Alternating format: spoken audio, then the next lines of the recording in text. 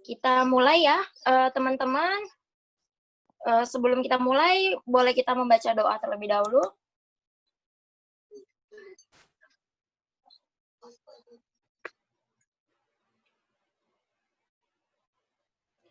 Oke, nah kita mulai dari nomor 1. Ya. Apakah diagnosis yang paling tepat terkait dengan kasus di atas? Jadi kalau ditanya tentang tips jawab UKM PPD, biasanya kalau aku pribadi, aku biasanya bacanya tuh dari pilihan. Kenapa? Karena misalnya aku nggak tahu pilihannya, aku langsung skip soalnya, ya. Jadi kita udah nggak tahu nih pilihannya dari A sampai E, tuh udah nggak tahu tuh pilihannya, ya kan? Nah, kalau udah nggak tahu pilihannya, jangan dilanjut. Akhirnya jadi apa? Wasting time. Nah, tapi karena di pembahasan ini kita anggap kita tahu ya. Nah, oke, setelah kita baca pilihannya, maka kita baca let in-nya. Oke, apakah diagnosis yang paling tepat terkait kasus di atas? Oke, seorang pria berusia 23 tahun dibawa ke RS karena keluar cairan kuning kental dan kadang berbau pada lubang di daerah depan telinga kanan. Oke, ada keluar cairan dari lubang di depan telinga, bukan cairan dari telinga, ya.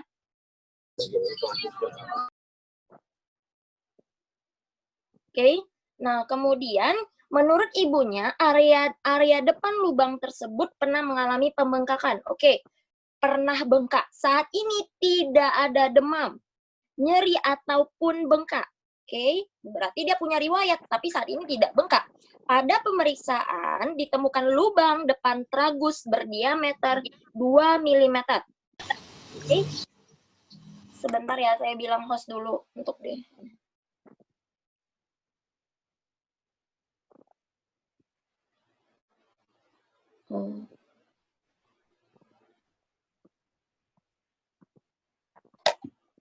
Ya. Boleh di mute terlebih dahulu ya untuk semuanya, biar tidak mengganggu konsentrasi kita. Oke.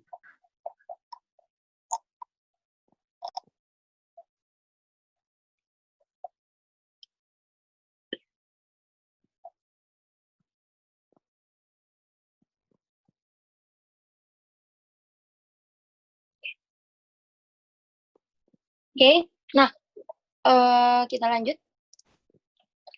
Kemudian, bila ditekan keluar cairan kekuningan, nyeri tekan dan tanda inflamasi tidak dijumpai. Oke, nah kita lihat untuk pembahasannya terlebih dahulu ya. Kalau ada kata kuncinya lubang, oke, lubang di depan telinga. Nah, kalau ada kata kuncinya lubang di depan telinga, kita tinggal membedakan nih, langsung aja cepat ya pakai sistem mind mapping. Nah, ada tanda radang atau tidak? Oke, kita lihat ada tanda radang atau tidak. Kalau misalnya tidak ada tanda radang, ya, maka kita bilang ini dengan fistula preauricula. Oke, kemudian kalau dia ada tanda radang, maka kita bilang dengan apa? Abses preauricular. Oke, nah kenapa bisa terjadi abses preauriculaar ini? Karena terjadinya sumbatan. Oke, sumbatan. Sehingga karena sumbat itu fistulanya terjadi apa? Akumulasi bakteri. Oke, akumulasi bakteri. Nah, kalau misalnya bakterinya itu tumbuh baik di situ, akhirnya terjadi apa? Infeksi. Terjadilah supurasi, akhirnya abses nih si fistulanya, ya. Nah, kemudian key point dari abses preauricula yang bisa kita dapatkan apa? Yang bisa kita dapatkan adalah si fluktuasi. Oke. Fluktuasi. Fluktuasi itu apa? Fluktuasi itu adalah sensasi seperti kita memegang balon berisi cairan. Jadi kayak ada selaput di dalamnya tuh ada cairan. Oke. Nah, kemudian kita lihat karena di soal kita ini dia tidak ada tanda inflamasi, oke, maka jawaban kita langsung aja kemana? Fistula preauriculaar. Nah, ini gampang ya, fistula preauriculaar. Kalau misalnya dia mau bilang abses, pasti dia akan ada bilang tanda radang ya. Tanda radang itu kan dia ada apa? Ada merah, ya. kemudian nanti dia ada nyeri, kemudian nanti dia ada fluktuasi ya karena dia abses. Nah tapi Kak ini kan dia nyeri tekan. Kenapa dia bisa nyeri tekan? Nyeri tekan itu bukan berarti harus radang ya. Nyeri tekan itu karena dia itu terkumpul cairannya di situ, terkumpul sekret telinganya tuh di situ. Kemudian epitel-epitelnya terkumpul di situ. Jadi apa? Jadi dia menekan dinding-dinding dari fistula. Nah, jadi ada fistula, ya sebuah terowongan. Nah, nanti isinya tuh kayak apa ya? Sekret telinga juga. Nah, akhirnya apa? Ada nyeri tekan, tapi kan tidak ada tanda merah. Tapi kan tidak ada tanda fluktuasi, maka tidak kuat untuk kita menjawab si abses preaurikular. Oke?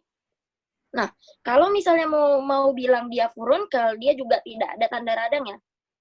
Tidak ada tanda radang, kemudian dia tidak ada cerita merah, ya, kemudian dia tidak ada cerita nyeri tekan dan fluktuasi. Oke? Kalau dia cauliflower ear itu apa? Cauliflower ear itu adalah komplikasi biasanya. Komplikasi dari apa? Komplikasi dari odd hematom. Ya, jadi nanti dia telinganya itu seperti bunga kol gitu katanya. Oke?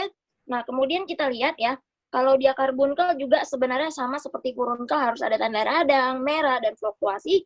Cuma karbunkel dia lebih besar dibandingkan furunkel. Kayak gitu. Oke? Nah, ini untuk gambar dari fistulanya ya. Jadi ada lubang di depan telinga ya, atau di bagian preaurikular. Jadi lubang ini sebenarnya nggak kenapa-kenapa, dia sebenarnya asimptomatis. Nah, tapi karena dia itu dilapisi oleh epitel dari liang telinga, kemudian sekret bisa masuk di situ, maka apa? Maka dia tersumbat gitu ya kan. Kalau dia sudah ada tanda radang dan ada fluktuasi, ini kita katakan dengan apa? Abses preaurikular.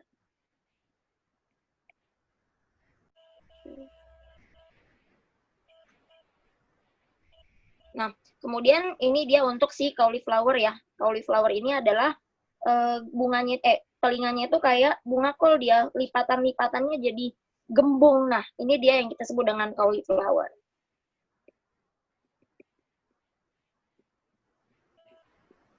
Oke, kita lanjut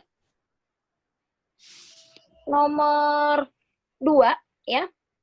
Apakah yang selanjutnya harus dilakukan oleh dokter? Seorang anak berusia 3 tahun datang ke IGD bersama orang tuanya, karena menangis sambil memegangi telinga kanan.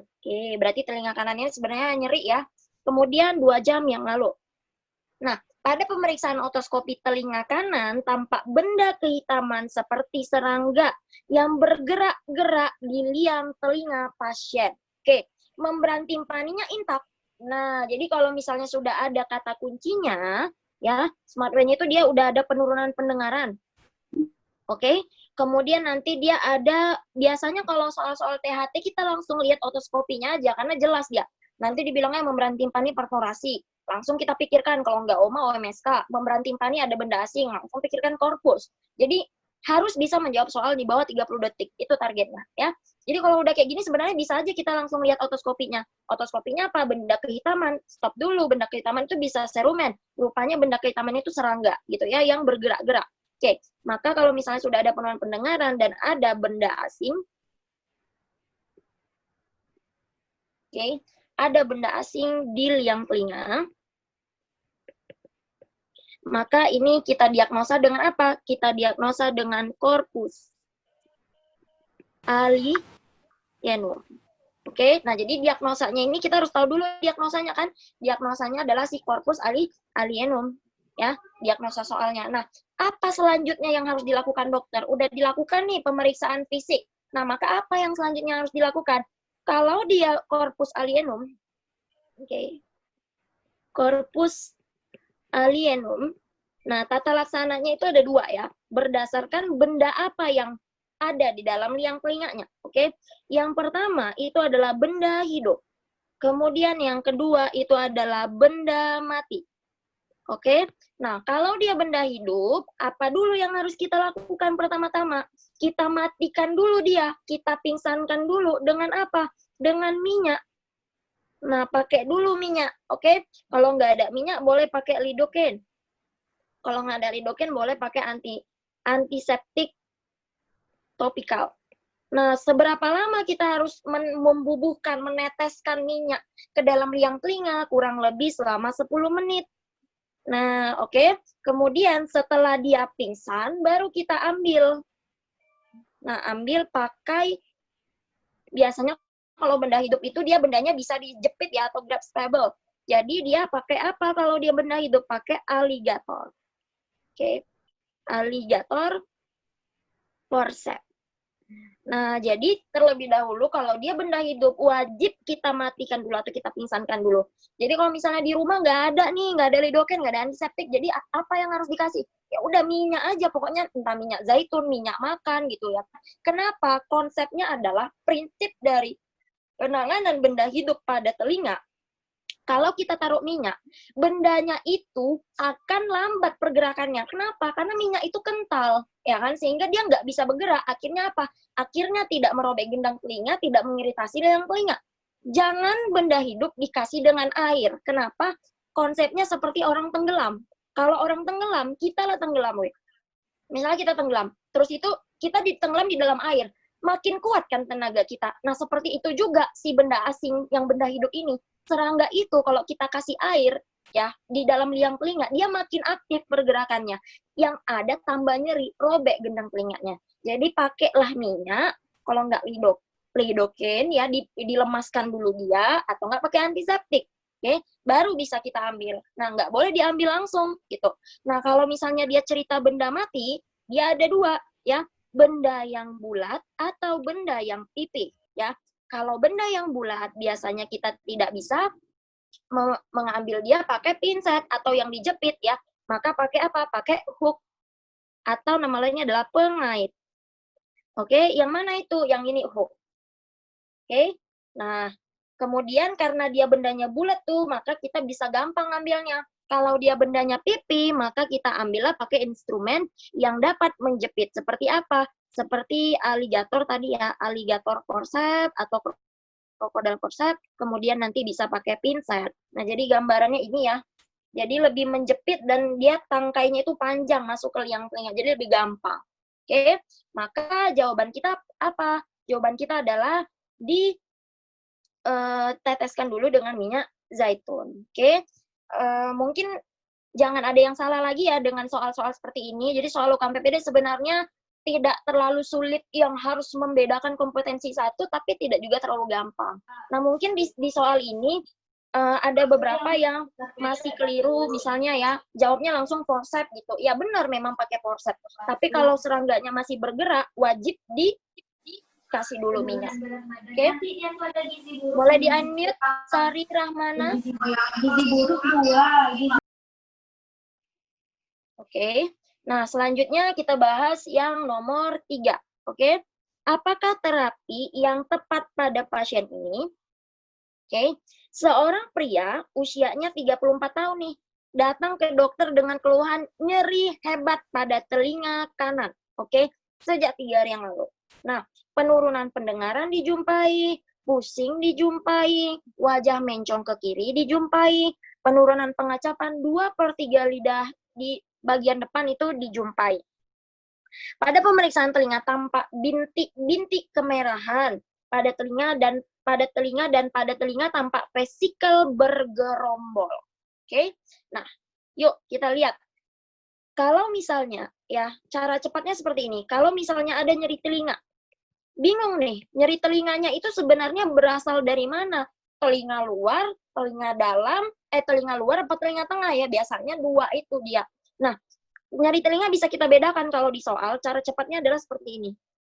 Ya, kalau dia nyeri telinga, oke, lihat aja, ada nggak permasalahan pada telinga luar. Makanya aku bilang, kalau misalnya soal THT, langsung aja sebenarnya lihat pemeriksaan fisiknya, itu cara cepatnya gitu ya. Kalau misalnya dia keluarnya nyeri telinga, kemudian ada permasalahan pada telinga luar.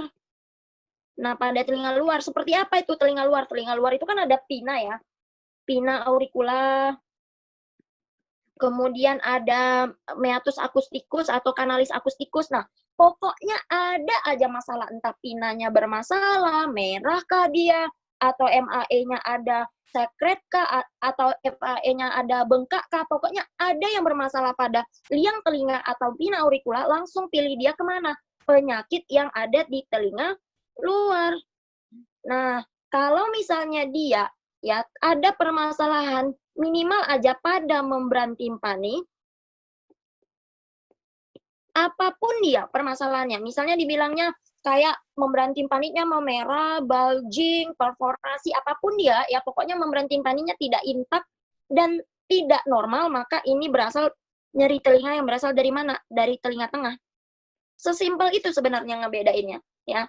Kalau di soal. Nah, kemudian kita lihat ya, telinga luar tuh banyak ya, banyak kali sebenarnya yang bisa menjadi dedek-dedek nyeri pada telinga luar. Nah, tapi kita lihat di sini.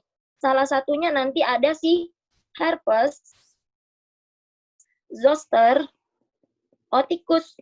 Ya, jadi dia benar-benar di telinga luar dia. Nah, herpes zoster oticus. Herpes zoster oticus, kalau kita rewind lagi, bahwasanya dia ada kata kuncinya apa? Vesikel bergerombol. Oke, ingat teman-teman bahwasanya ruam dari herpes itu adalah vesikel yang bergerombol. Jadi keroyokan vesikelnya ya. Nah, numpuk dia di satu tempat. Itu vesikel bergerombol. Nah, oke. Kemudian kita lihat biasanya kalau dia herpes itu biasanya dia unilateral. Ya, jadi unilateral dan ada kata kuncinya adalah sesuai dermatom. Ya, karena sulit nanti membedakan kan, misalnya ada herpes simplex sama herpes zoster. Herpes kan sama-sama ini kan ya, sama-sama bergerombol, tinggal ya kita bedain dia sesuai dermatom atau tidak. Kalau yang herpes zoster dia sesuai dengan dermatomnya, oke? Kemudian biasanya kalau dia herpes zoster oticus ya, biasanya nanti ditambah dengan apa? Parese nervus 7. Oke, nervus 7 ini fungsinya untuk apa ya? Nervus 7 ini fungsinya untuk ekspresi wajah. Oke, untuk ekspresi wajah. Jadi nanti wajahnya kayak lumpuh. Jadi kayak orang Bell's palsy gitu ya. Kemudian nervus 7 ini untuk apa lagi? Fungsinya untuk pengecapan. Nah, pengecapan di mana? Pengecapan di 2/3 anterior lingua. Ya, bagian depan. Jadi that's why wajar aja dia itu 2/3-nya itu penurunan pengecapan. Oke, nah jadi udah jelas ya diagnosanya apa? Diagnosanya adalah herpes zoster oticus. Oke, nah tinggal lagi kita ngelihat nih apa ya sebenarnya terapi dari herpes zoster oticus. Oke.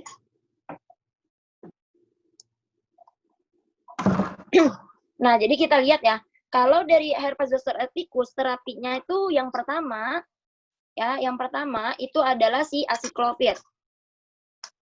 Oke, aciclovir 5 kali 800 mg selama 7 sampai 10 hari. Oke, kemudian kalau nggak ada aciclovir boleh pakai valacyclovir. Oke, boleh pakai si valacyclovir ya. Nah, valacyclovirnya berapa? Valacyclovirnya dia 3 kali 1000 mg ya selama 7 hari. Oke, nah kita lihat di soal kita mana jawaban yang benar. Yang benar adalah 5 kali 800. Maka jawabannya adalah bola. Oke, nah ini dia ya, maka jawaban nomor 3 adalah bola. Oke, kita lanjut untuk nomor 4 ya. Apakah diagnosis yang mungkin pada pasien? Oke, seorang laki-laki berusia 35 tahun datang ke poliklinik dengan keluhan gatal pada telinga kanannya. Oke, sejak 10 hari yang lalu. Pasien sudah menggunakan obat tetes telinga yang dibelinya sendiri dan tidak membaik. Oke, ada keluhan gatal ya. Key point-nya di sini gatal. Oke, kemudian kita lihat saat ini keluhan disertai dengan pendengaran yang menurun dan terasa penuh serta berdenging. Pemeriksaan otoskopi didapatkan liang telinga kanan hiperemis. Nah, kalau sudah ada liang telinga hiperemis, pikirkan apa nanti? Bisa OE, bisa otomikosis ya. Edema ringan dengan liang telinga dipenuhi dengan debris putih kehitaman sampai membran timpani. Oke, nah jadi kita langsung aja masuk ke key point ya. Kalau misalnya di soal kita nih ya, Key point-nya apa? Nah, di soal kita dia sudah jelas ada bilang gatal, ya. Nah, kemudian sudah ada jelas penurunan pendengaran. Oke, dan ada telinga terasa penuh. Oke, kemudian kita lihat ya, kalau dia mau mengarah ke otomikosis, nanti dia ada otoskopi yang khas. Apa itu? Yang pertama itu adalah newspaper appearance.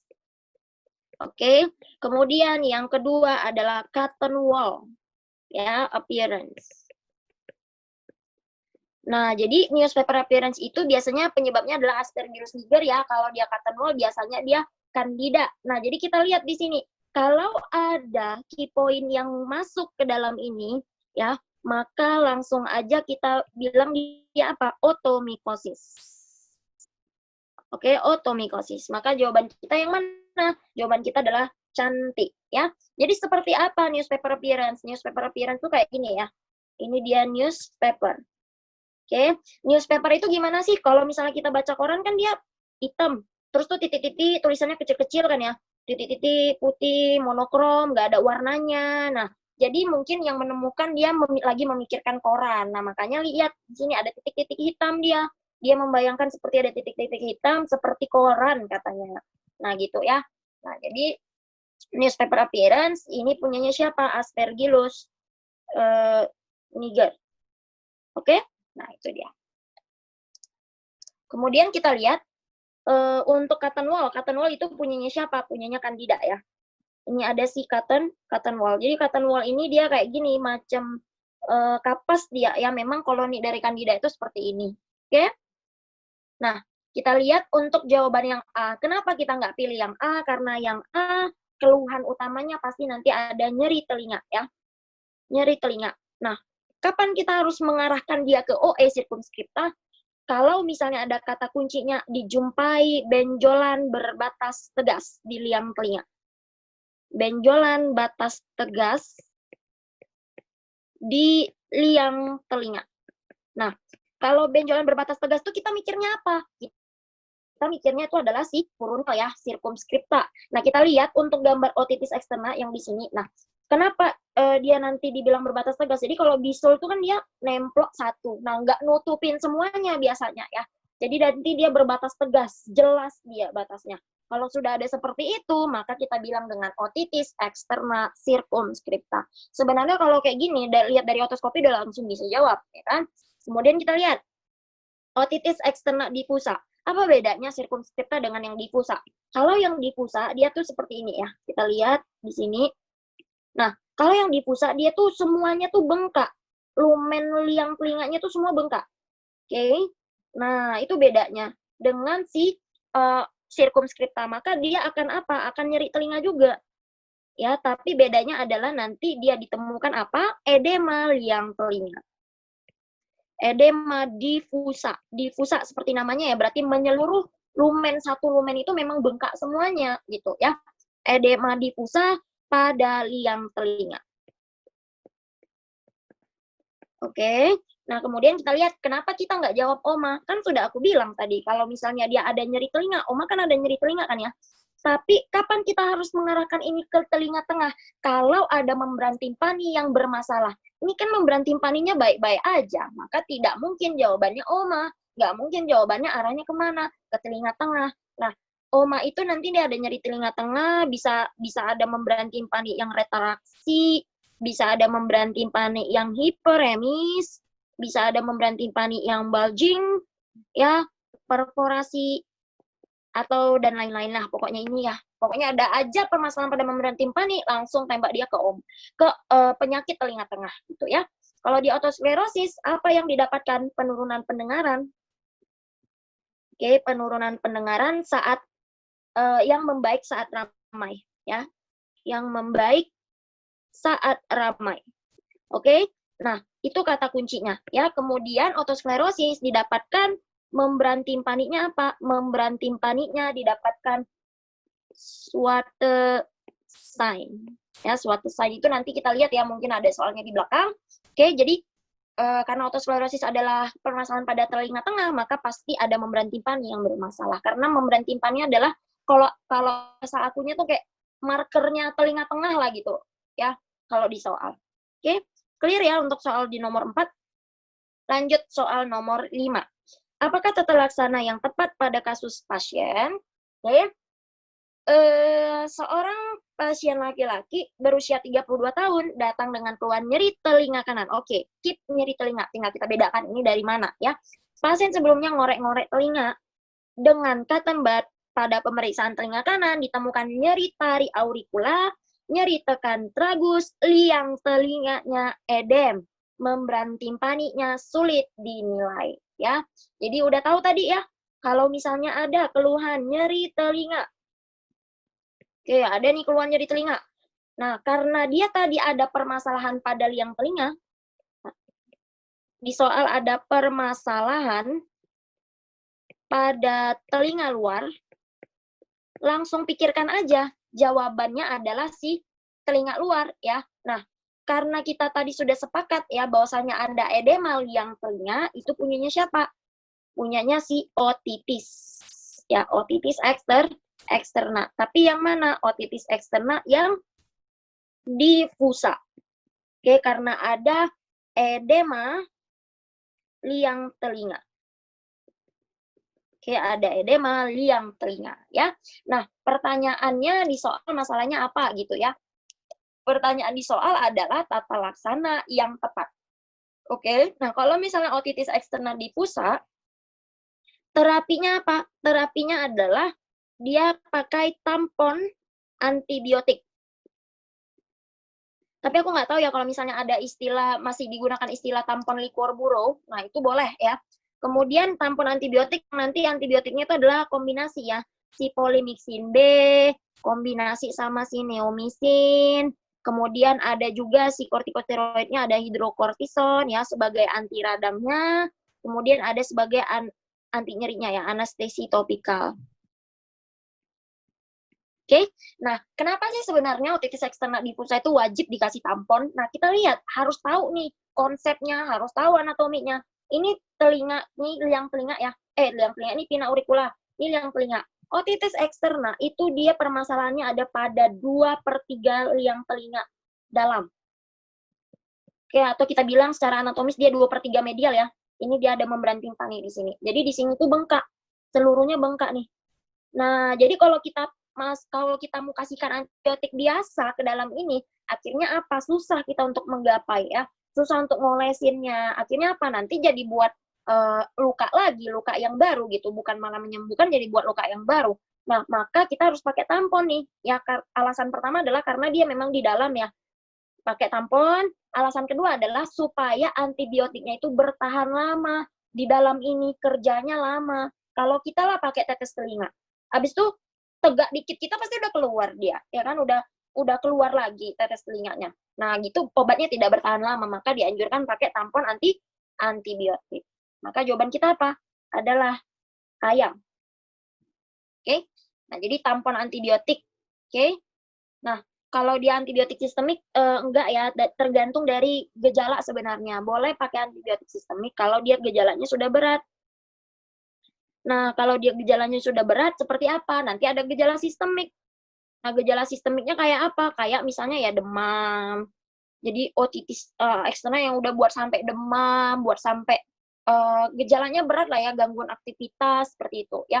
Kalau dia kortikosteroid topikal, tampon ini enggak ya, ini enggak. Kalau tampon kortikosteroid kurang tepat sebenarnya. Nah, tapi kan benar di sini ada hidrokortison. Iya, memang ada hidrokortison, cuman hidrokortison saja tidak bisa mengobati. Nah, kalau antibiotik aja pun sendiri bisa. Nah, gitu ya. Kalau antibiotik tanpa hidrokortison bisa, tapi kalau hidrokortison aja enggak. Kenapa? Karena otitis eksterna penyebabnya adalah bakteri. Jadi tamponnya adalah tampon yang antibakteri gitu. Hidrokortison itu hanya sekedar tambahan saja sebenarnya. Oke? Itu untuk soal nomor 5. Lanjut kita ke soal nomor 6. Oke. Apakah penata laksanaan yang tepat untuk anak tersebut? Oke, penata laksanaan yang tepat untuk anak tersebut. Seorang anak laki-laki usia 10 tahun datang ke puskesmas diantar ibunya keluhan nyeri telinga kanan. Oke, lagi-lagi nyeri telinga. Langsung masukkan mind map yang di atas tadi ya. Kemudian dia nyeri telinganya 5 hari. Pasien menderita batuk dan pilek sejak 1 minggu. Oke, namun pasien tidak berobat. Pada pemeriksaan fisik, pada pemeriksaan fisik didapatkan anak tampak gelisah, suhu mencapai 39,8 atau demam ya. Pada otoskopi didapatkan membran timpaninya intak, tampak menonjol dan hiperemis. Nah, kalau kayak gini sebenarnya ini soal yang enak ya. Nah, kita lihat dulu ini diagnosanya apa. Karena dia nyeri telinga, langsung masukkan mind map. Ini sebenarnya dari telinga tengah atau telinga atau telinga luar ya. Nah, kita lihat otoskopinya gimana, membran timpaninya tampak intak, oke, bagus-bagus aja, tapi nonjol. Pokoknya kan tips cara cepatnya adalah pokoknya apapun permasalahan pada membran timpani langsung dia telinga tengah ya, atau telinga bagian dalam gitu.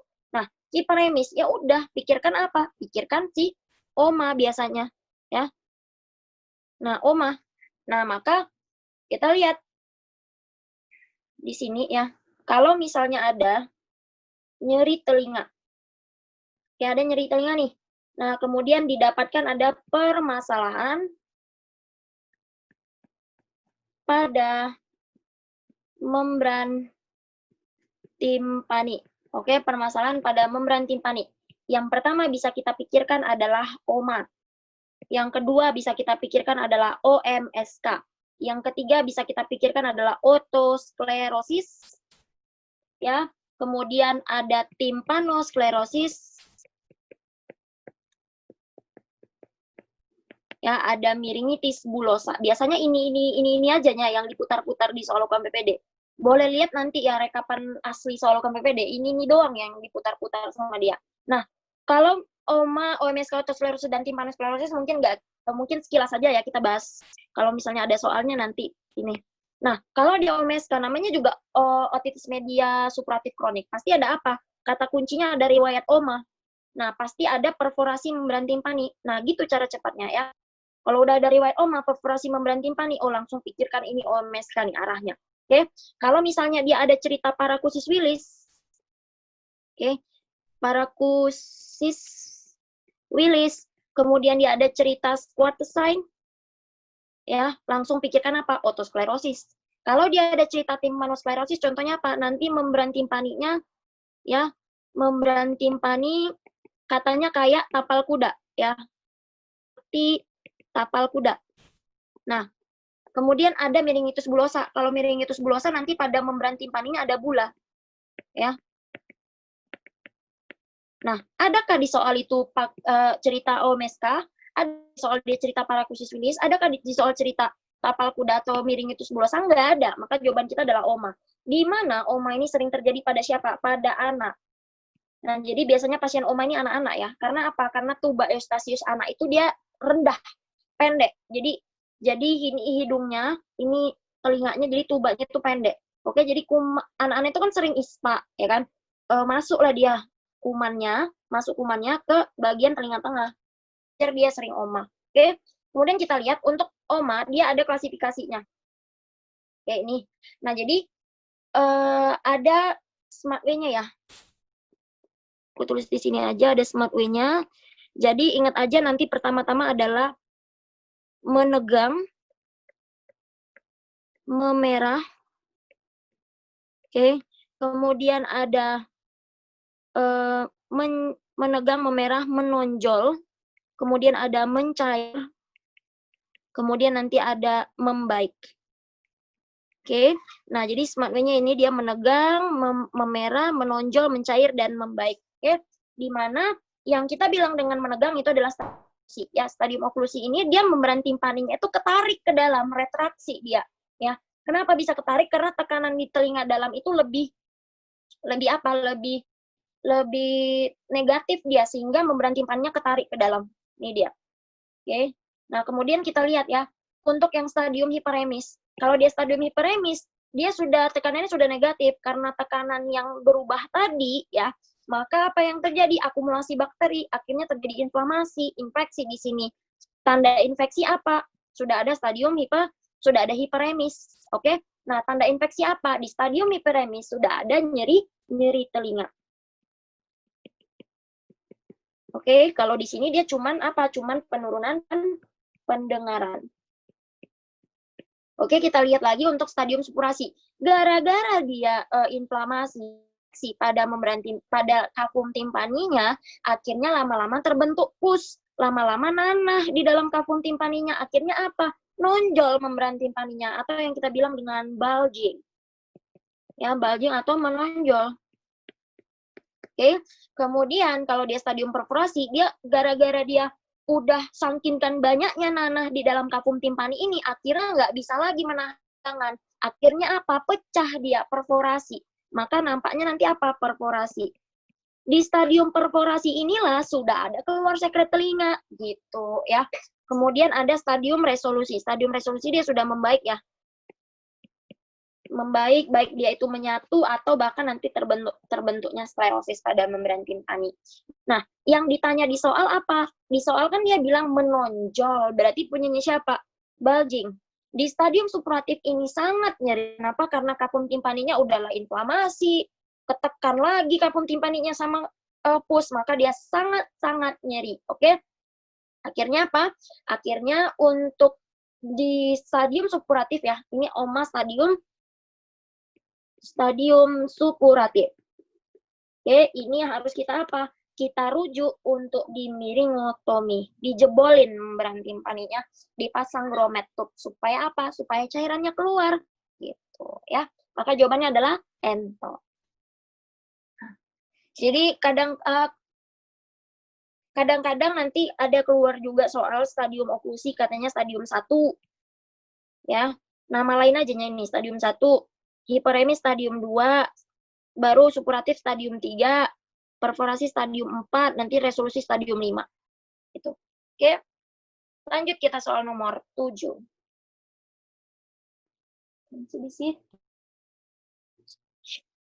Apakah diagnosis yang paling sesuai pada anak tersebut? Oke.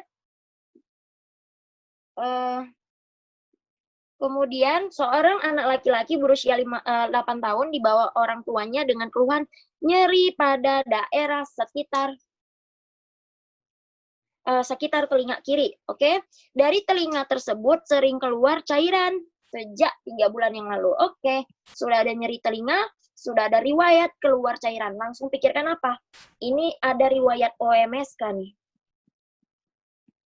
Ya, tapi jangan buru-buru dulu mentang-mentang udah tahu gitu ya kan. Nah, pada pemeriksaan didapatkan massa merah bengkak seperti gambar. Oke, ada bengkak nih di sini nih. Oke, pada liang telinga terdapat sekret mukopurulen menutupi membran timpani, tidak ditemukan kelainan neurologi. Apakah diagnosis yang paling sesuai pada anak tersebut? Oke. Kalau dia ada nyeri telinga, karena aku bilang tadi, lagi-lagi ini lagi soalnya ya, nyeri telinga, kita lihat nyeri telinganya ini siapa yang bermasalah? Yang bermasalah adalah udah keluar sekret ya, mungkin ini dari telinga bagian tengah. Nah, maka kita lihat ada riwayat OMA atau ada riwayat OMSK. Kemudian kita lihat nanti ada bengkak pada belakang telinga. Sebenarnya ini adalah komplikasi ya. Tadi kan dia ada riwayat OMSK. Nah, jadi kalau udah ada nyeri telinga, riwayat OMSK, bengkak pada telinga, ini langsung aja pikirkan apa? Pikirkan mastoiditis. Mastoiditis itu apa? Inflamasi pada mastoid air cell. Tulang mastoid itu di belakang telinga. Jadi wajar kalau misalnya dia bengkak di belakang telinga. Nah, ini mastoid nih, di belakang telinga. Oke, nah jadi mastoid itu adalah bagian posterior kalau nggak salah dari si kafum timpani. Sehingga kalau misalnya kafum timpaninya terisi nanah, terinfeksi, maka mastoidnya juga ikut-ikutan gitu ya. Nah, kemudian kita lihat apakah jawabannya OMSK maligna? Tidak, karena kalau dia OMSK maligna pasti dia akan ada cerita apa? Tipe perforasi. Dia ada cerita riwayat OMA yang berulang, tapi untuk membedakan dia OMSK maligna, dia nanti ada tipe perforasi. Tipe perforasinya gimana? Tipe perforasinya adalah tipe perforasi yang total ya, total atau atik, nanti ada kata-kata atik atau marginal. Oke, kemudian kita lihat Untuk yang abses citeli ini dia di oksipital ya, di belakang. Kalau dia OS sirkumskripta nih nggak ada cerita benjolan. Ini benjolannya di liang telinga kalau sirkumskripta. Oke, kalau dia oma harusnya oma itu dia tidak berulang dan dia di bawah 3 bulan. Nah, pasti nanti ada pun dia bilang apa, retraksi, baik itu retraksi dan lain-lain sampai dia perforasi tadi ya. Maka jawaban kita apa?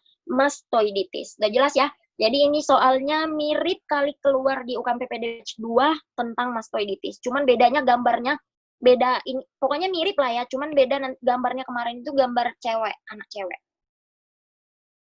Jadi fokus aja sama yang 34 udah bisa, udah di tangan itu. Lulus. Ya. Lanjut kita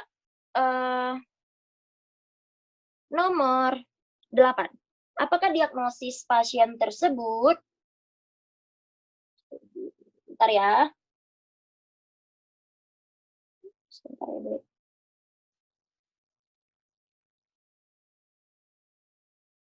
Oke, apakah diagnosis pasien tersebut, seorang perempuan 25 tahun datang ke praktik dokter dengan keluhan penurunan pendengaran, oke, pada kedua telinga sejak 6 hari yang lalu.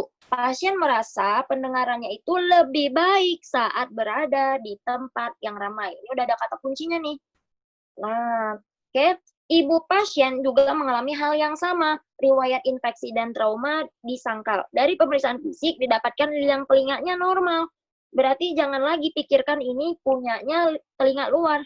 Cerumen probe udah bisa kita drop. Ya kan? Cocok kan? Cocok. Nah, kemudian kita lihat, sekret tidak dijumpai. Membran timpaninya intak. Squatter sign-nya positif. Oke, squatter sign-nya positif. Oke. Hasil garap putarinanya negatif, Weber tidak ada lateralisasi, kemudian swaba kedua telinga dia memanjang, ya. Berarti sama-sama sakit nih. Nah, kemudian kita lihat ya, kalau sudah ada penurunan pendengaran yang kayak aku bilang tadi ya, smart way-nya, penurunan pendengaran, udah ada kata-kata paracusis willis, udah ada kata-kata Swarte sign. Langsung aja, nggak usah ribet-ribet mikirnya, ini punyanya siapa, ini punyanya otosklerosis. Oke, nah ini punyanya otosklerosis, maka jawabannya adalah ayam. Ya. Nah, kalau mau kita jawab mastoiditis, dia biasanya ada riwayat OMA atau ada riwayat OMSK dengan nanti apa? Nyeri di belakang telinga. Oke. Kemudian kalau dia timpanosklerosis tapal kuda tadi ya. Kemudian kalau dia kolestial bukan diagnosis, tapi dia adalah suatu keadaan di mana adanya jaringan granulasi. Oke, ini dia. Maka jawaban kita adalah si otosklerosis. Oke.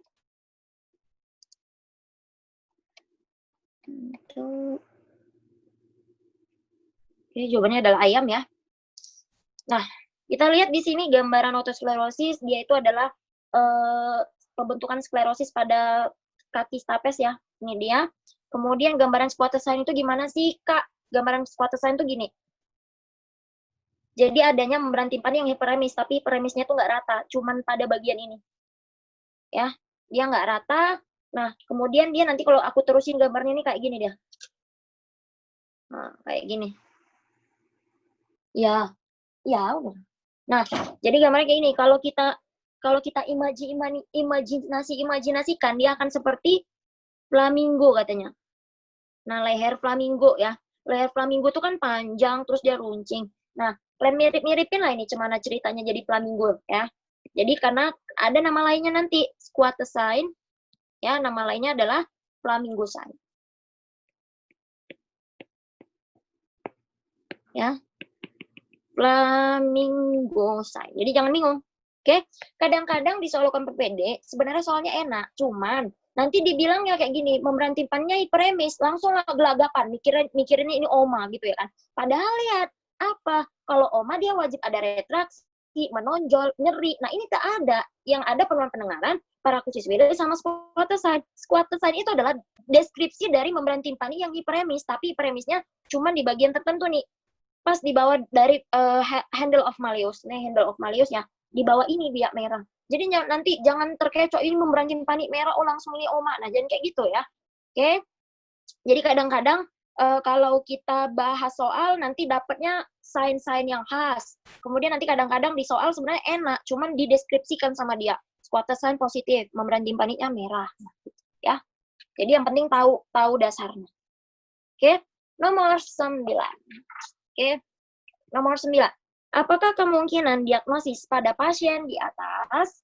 Seorang perempuan berusia 24 tahun nih, datang ke poliklinik dengan keluhan apa? Hidung tersumbat, ya. Pasien mengaku biasanya setiap kali hidung tersumbat selalu menggunakan obat dokter dan keluhannya menghilang. Jadi pasiennya gatel nih, asal sakit minum obat.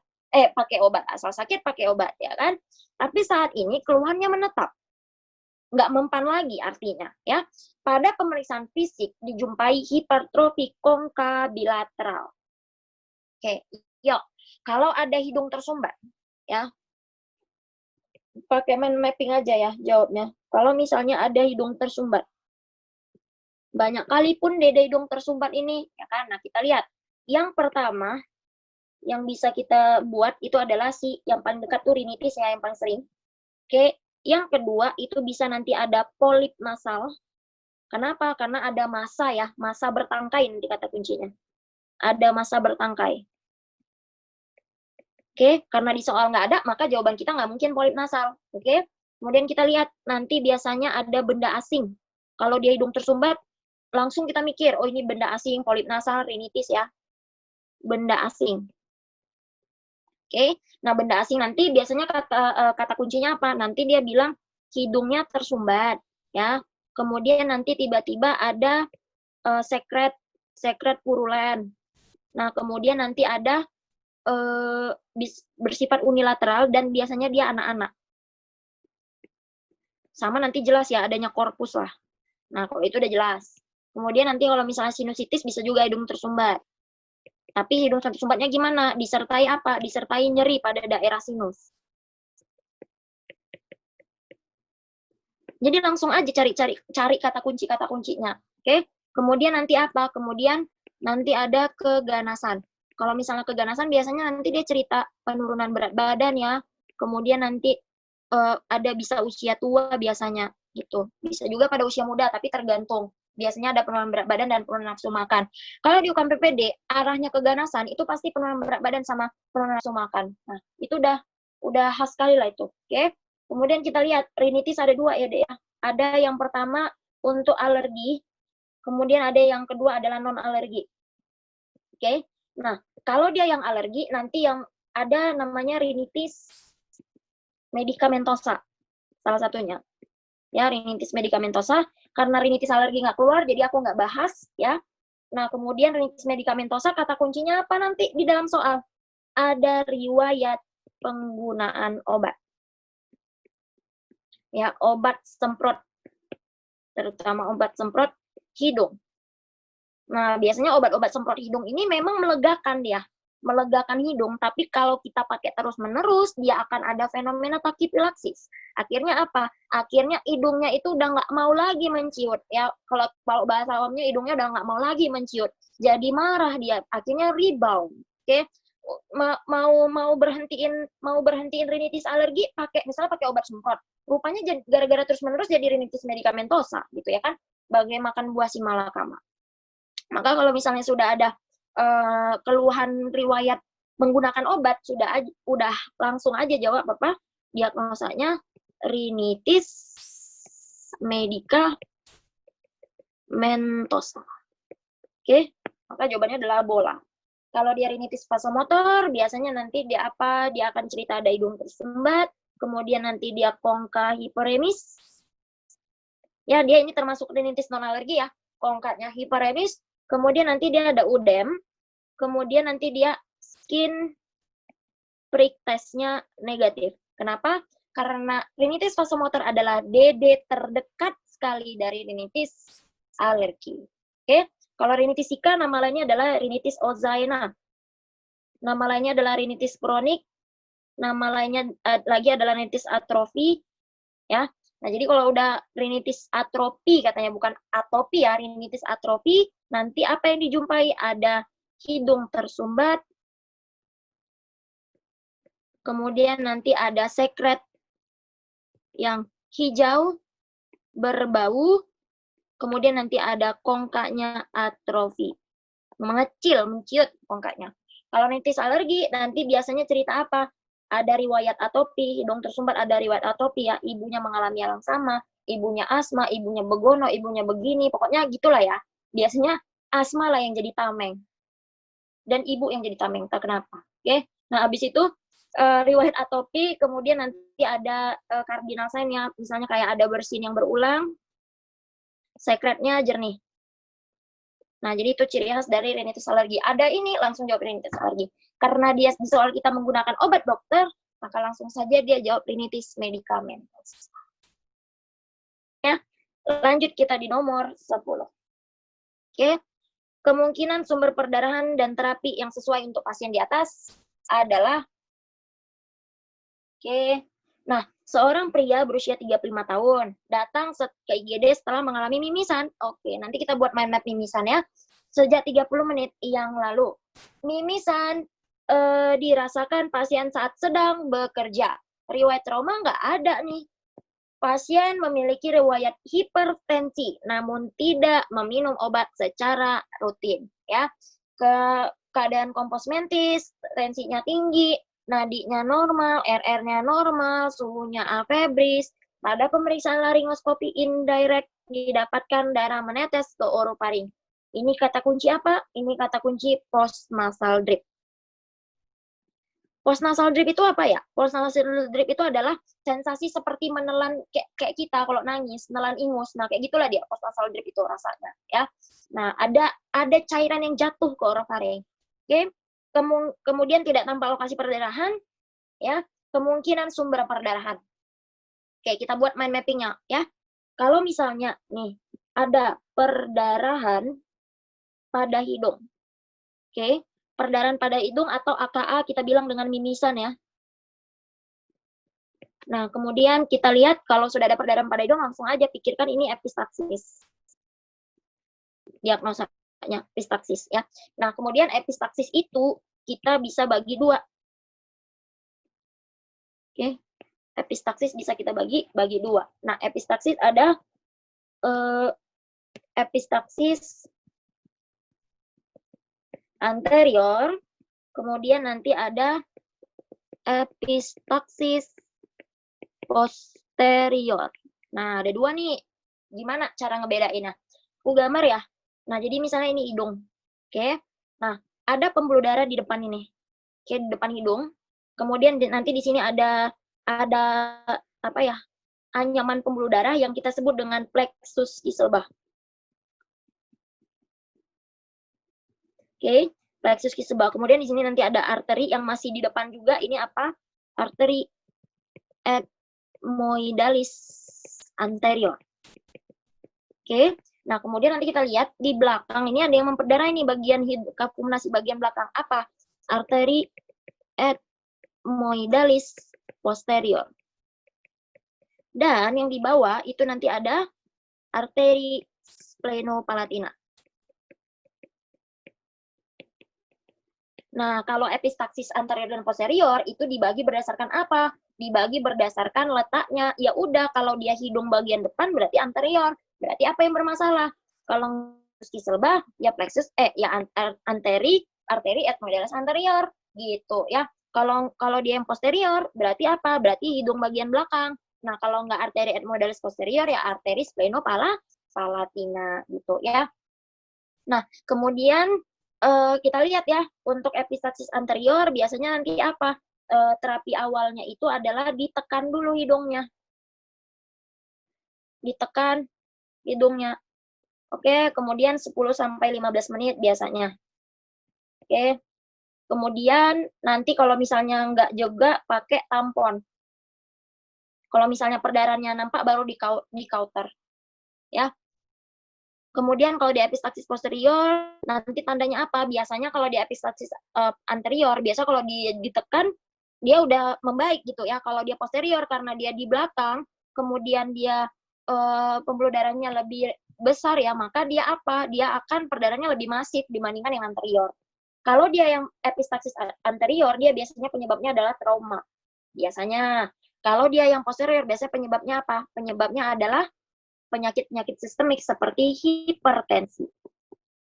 Ya, karena kan kalau kita kepentok ya, pun yang kepentok duluan siapa? Yang depan, bukan yang belakang. Nah, jadi kalau yang belakang itu biasanya karena penyakit-penyakit sistemik seperti hipertensi gitu. Nah, kemudian kata kunci dari epistaxis posterior adalah postnasal drip. Kenapa postnasal drip? Karena kan letak pembuluh darahnya kan di belakang kan ya. Jadi wajarlah dia jatuhnya itu lebih ke belakang dibandingkan ke depan gitu ya. Maka ada postnasal drip. Oke, kalau di epistaxis posterior terapinya adalah pakai tampon belok. Tampon belok ya 2 sampai 3 hari. Jadi nanti dimasukkan tampon di sini. Nah, oke. Itu dia nanti dimasukkan di situ kemudian supaya tidak terjadi perdarahan. Ini apa? Arteri sphrenopalatina dengan tampon belok. Jawabannya adalah C. Oke, ini 10 soal.